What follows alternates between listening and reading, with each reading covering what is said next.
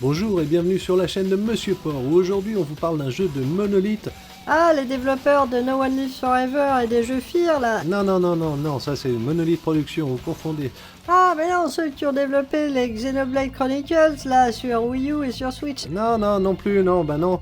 C'est malheureusement pas ceux-là, c'est ceux qui ont développé notamment les portages de jeux SNK sur Super Famicom tels que Art of Fighting, Fatal Fury Special ou encore Samurai Shodown, ou bien un jeu de baston de Sailor Moon, pourquoi pas, ou surtout, et là ça commence à piquer vraiment, des jeux de Mahjong sur Neo Geo, dont un très commun et un très rare, mais les deux qui n'intéressent pas grand monde à part les fans de Mahjong, et Dieu sait qu'il n'y en a pas beaucoup par chez nous, mais bref, il s'agit cette fois de The Last Odyssey, Pinball Fantasia, ça n'a rien à voir avec Pinball Fantasia, qui ça est la version olé olé évidemment des ballets de Mickey, mais on ne parle pas de ça cette fois-ci, on vous parle bien des flippers qui ne sont pas des dauphins et qui ont des petites bouboules qu'on fait remonter dans des petites rampes sur des petits bonus, parce que ça nous est délivré par qui? Par ce grand ROU 2022 qui nous a uploadé tout le jeu, parce qu'il faut que je vous le présente d'abord, il respecte la grande tradition de mettre des watermarks sur ses présentations comme Neo Geo Proto par exemple, ou Chris Dev par un autre exemple, c'est comme ça que ça marche dans la commu des proto Neo Geo, on est tellement fiers de ce qu'on a qu'on met des watermarks partout, c'est comme ça, c'est pour ça que vous aurez son nom tout du long, mais laissez-moi vous le présenter parce qu'il se présente lui-même sur sa chaîne et que c'est une histoire qui vaut bien une musique mélancolique, une traduction sur deeple.com parce que je ne lis pas le japonais, ce sont des choses qui arrivent. En 2011, tous mes biens et objets personnels liés à la Neo Geo ont été perdus dans le tsunami qui a suivi le tremblement de terre de Tohoku. 10 ans plus tard, je me suis retrouvé au chômage à cause des effets du corona, et en faisant le tri dans mes affaires de l'époque, j'ai trouvé les données de sauvegarde des cartouches Neo Geo que je possédais dans un boîtier de CD. J'ai retrouvé ces données de sauvegarde lorsque je faisais le tri dans mes affaires à l'époque, et j'ai pu les faire fonctionner en les vérifiant avec un émulateur. La peur de perdre des choses importantes en un instant à cause d'une catastrophe naturelle et un sentiment de perte. Point de suspension. Cette chaîne est alimentée par des artefacts provenant d'objets du passé qui ont été perdus en raison de catastrophes naturelles. Toutes les vidéos seront supprimées de l'ensemble du compte le 11 mars 2023. Donc le 12e anniversaire du tsunami de 2011, pour ceux qui suivent. Mais revenons-en à nos jetons, forcément, sauf si on a des rejetons, là on n'a pas le temps, mais si, là on a un jeu duquel on va parler qui n'est même pas sorti sur Neo Geo, wouh! Et oui, c'est The Last Odyssey, on en avait vaguement parlé dans Neo Geo Freak, mais on l'avait pas chez nous ce magazine, on avait vaguement parlé dans CD Console en preview, mais qui lisait CD Console, hein? Qui? Dénoncez-vous, c'est maintenant. Bref, on est maintenant face au jeu entier grâce à ROU 2022, ce qui ne manquera pas de nous rappeler grâce à son super watermark qu'on retrouve pendant tout le long de son playthrough, mais bon, qu'est-ce que vous voulez, c'est en bonne qualité, au moins du jeu, on peut discuter. Alors, parlons maintenant du background avec l'intro, là. Alors, Last Odyssey, ça se déroule dans un monde dans lequel la révolution industrielle magique se déroule, et malgré le fait que l'énergie magique existait avant dans tous les êtres vivants, soudain c'est devenu bien plus puissant 30 ans avant le début du jeu, et à cause de ça, ça a grandement affecté la société, parce que des appareils appelés des machines à magie, ils utilisent cette puissance pour l'éclairage, pour les voitures, les communications, les robots.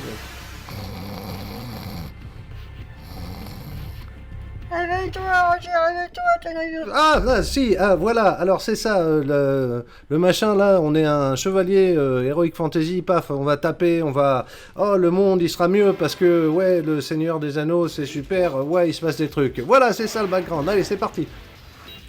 On est donc ici face à un jeu de flipper, tout ce qu'il y a de plus classique, ou bien laisse, parce qu'on est sur Neo Geo forcément, donc il y a cette petite saveur avec les sprites, avec ces petits sons si reconnaissables de son synthétiseur, et pour un jeu qui était encore à l'état de prototype, donc techniquement pas complètement fini, on a ici une version qui est finissable, que je vais vous présenter de bout en bout, parce que Quel est le principe de ne pas spoiler un jeu qui n'est pas sorti et qui ne sortira pas, sauf peut-être un jour? Je veux dire, il y a un moment, il faut en parler, il faut prendre les devants, il faut éclater les petits trolls là, et se rendre compte que c'est une suite de missions où d'abord tu éclates des ennemis, puis tu éclates des obstacles, puis tu progresses sur des chemins, et que c'est très amusant de jouer dès le matin au petit jeu des petites boules qui rebondissent forcément avec tout ce qu'on a dans un flipper classique. On a des bumpers, on a des rampes, on a des petits interrupteurs à actionner, et on a le petit plus du jeu vidéo qui fait que on a des animations pour tout un tas de situations, comme par exemple quand on se retrouve face à des slimes. Il faut aller éclater les bumpers là-haut, mais que c'est pas évident pour tout le monde d'atteindre les bumpers comme ça, surtout que, je ne sais pas si vous l'aurez remarqué, et ça c'est pas forcément le propre de ce jeu, mais quand même ça pique un peu, c'est que les flippers ils sont tout petits. On dirait des flippers nains. Le fait qu'il y ait un espace assez grand entre les deux et qu'il y ait la place pour faire tomber deux boules, ça c'est assez classique du flipper, mais je veux dire, même avec la perspective, là, les deux flippers, ils font un peu petits bras et ils rendent plus difficile l'essence même du flipper, c'est-à-dire de viser, parce que évidemment il faut, en fonction de la vitesse de la balle et en fonction de l'endroit où elle se trouve sur le flip, savoir où on va l'envoyer et comment et pourquoi on va pouvoir taper telle ou telle cible ou telle rampe pour éclater un espèce de gobelin comme ça ou avoir le multiball, parce que là aussi on voit qu'ils n'avaient pas fini les effets, parce que bon, c'est juste un gros titre multiball, mais c'est là qu'on s'aperçoit que pour le multiball, eh ben on a droit à un deuxième tableau complètement différent. On a une déesse avec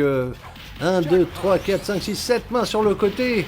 qui est prêt à récolter nos jackpots de l'air, du feu, de l'eau et de la terre, parce que c'est des gros fans d'Earth, Wind and Fire forcément, et que on a comme ça autant de temps qu'on veut, tant qu'on a plusieurs balles, et que quand il ne nous reste plus qu'une seule balle à la fin, il nous laisse encore 20 secondes je crois pour être sur ce plateau et avoir le plus de jackpots possible. J'imagine que si on a les 7 jackpots, on peut avoir un super jackpot à la fin comme dans la plupart des flips, mais on n'aura pas droit à un exemple dans ce playthrough malheureusement, donc je ne peux pas confirmer ça, mais c'est pas grave parce qu'on revient et qu'on a une licorne qui est pas contente du tout, qui a besoin qu'on l'aide, qui a besoin qu'on la libère, et paf, on libère la licorne, et c'est comme ça qu'on joue. C'est ça le petit côté Heroic Fantasy qui donne vraiment la petite touche, la petite saveur qui manque à tellement de flippers où on s'ennuie sur la table, machin. Là, c'est pas très original l'Heroic Fantasy, on va dire, ça a été repris dans tellement de milliers de jeux vidéo, mais c'est très bien traité ici, et que ce soit les graphismes, les effets, les bruitages...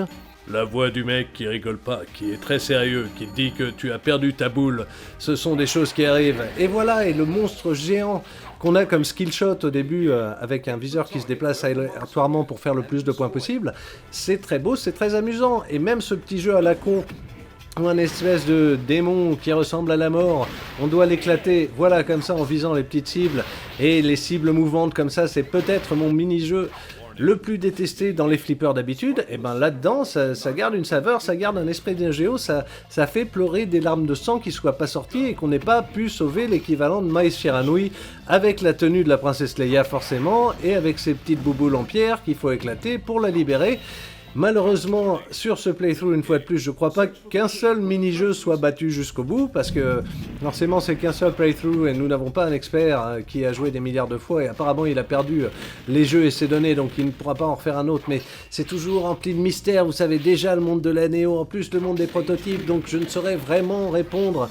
de ces actes, de cette réalité, qu'on a cette vidéo qui nous permet de regarder le jeu en entier, mais pas le jeu performer genre Tip Top 50 Marteau SK, non c'est pas encore jusque là, on nous laisse le choix quand même dans la caverne, faut avancer à gauche, faut avancer à droite, c'est qu'il y a du suspense quand même. Et enfin le jeu qui est aussi simple que les jeux dans les petits écrans vidéo, vous savez, orange et noir qu'il y avait sur les jeux de flipper des années 90, et ben là c'est pareil mais avec des zombies, et pourquoi pas, ça met de la variété et ça détend, c'est pas profond mais c'est tellement amusant, et c'est ça le flipper en fait, c'est que ça a l'air, justement je viens de le dire, pas profond, mais en fait, quand tu creuses le gameplay, ben il y a de quoi se creuser pendant des heures, il y a de quoi faire une révolution du jackpot, il y a quoi se dire que le multiball à chaque fois c'est l'orgie, que ce soit pour les pros ou pour les débutants, c'est l'attention permanente du comment je sauve toutes mes boules tout en les envoyant au bon endroit, et après tu reviens et tu pètes un démon. Voilà, alors après on pourra reprocher au jeu d'avoir que 2 tableaux, de manifestement d'après la table ne pouvoir montrer les bonus que jusqu'au x6, d'avoir une épée gelée pour le freeze quand tu récupères ta balle mais tu ne te sers jamais d'une épée gelée dans le jeu, et que le mec il te dit que ton âme est prise et que tu perds, quoi, c'est d'une violence parfois intolérable. Mais c'est aussi ça, le jeu du flipper, c'est celui où tu te dis... Voilà, je suis un mec, un vrai, et j'obtiens mes pièces d'or sur les rampes dans la vie, parce que c'est comme ça que je suis devenu l'homme le plus riche du monde des flippers. C'est ainsi que je l'ai inscrit au registre des prototypes jamais sortis, et que j'ai ouvert les portes dans la cour, forcément, pour entrer à l'intérieur de la cour, pour faire la cour à la chimère. Vous savez, chimère qui s'appelait Nicolas, forcément, tous ses potes l'appelaient Nick Chimère. Et tous les boss dans ce jeu, parce qu'on arrive déjà au stage 10 sur 12, leur principe est très simple, ils te bloquent la vue du tableau, du plateau. Est-ce que c'est sale? Oui. Est-ce qu'il fait des pétos comme Earthquake? Oui. Est-ce qu'il fait des pétos comme Jenan? Oui. Est-ce que c'est rigolo quand même de se péter une chimère avec une belle perruque blonde? Vous aurez remarqué, c'est très très puissant, c'est une Ketikuric en puissance. Eh ben ouais, c'est comme ça, c'est maintenant l'heure des boss, et l'heure des boss qui sont sur le côté tranquillement, et qui ont tous le même principe. Je vais bloquer ta vue du plateau, et tu vas essayer de survivre quand même. Voilà, lui c'est à coup de feu, comme ça. Ça fait clignoter l'écran, c'est bon, c'est joli. On est maintenant au stage 11, et on n'a pas le choix, on est dans un couloir, et qu'est-ce que tu fais dans un couloir? Eh ben t'avances mon gars, eh ben tu montes les escaliers, eh ben t'as des multiplicateurs x2, c'est comme ça que ça se passe la vie souvent. Et beaucoup de gens oublient que la vie c'est monter des escaliers et ouvrir des portes de couloir. Mais ce qu'il y a de bien, c'est que tu as des jeux comme Last Odyssey, Pinball Fantasia, qui te disent « Ne bouge plus, je vais te montrer comment ça se passe, les vrais couloirs, avec des statues sur le côté, pour monter jusqu'au boss pas éventé. » Et qui va bien y avoir en haut? Eh ben évidemment, il y a les doubles dragons, Billy et Jimmy, ils sont là, parce que l'étape est claire et que c'est comme ça que ça se passe des fois.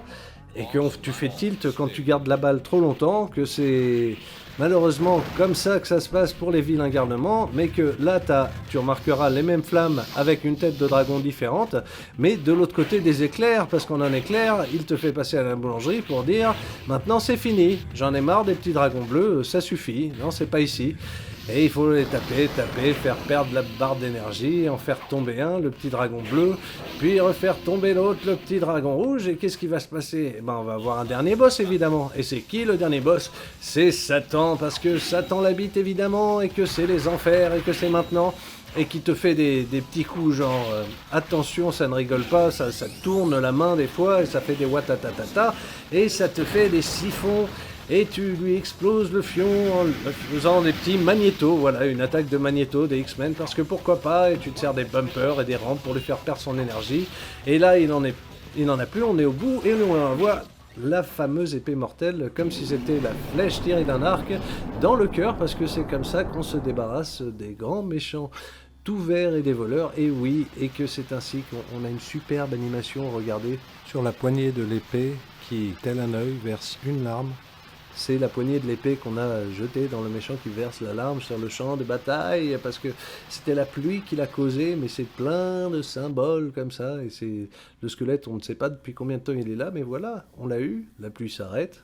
et c'est forcément l'heure de ne pas avoir de bruitage sur un jeu non fini, et surtout d'avoir un générique, parce que qu'est-ce que tu fais dans ces cas-là? Ben tu mets des génériques, et oui, et tu es très content de toi, et le générique défilera toujours, on va peut-être pas se le taper en entier, sinon les gens vont porter plainte.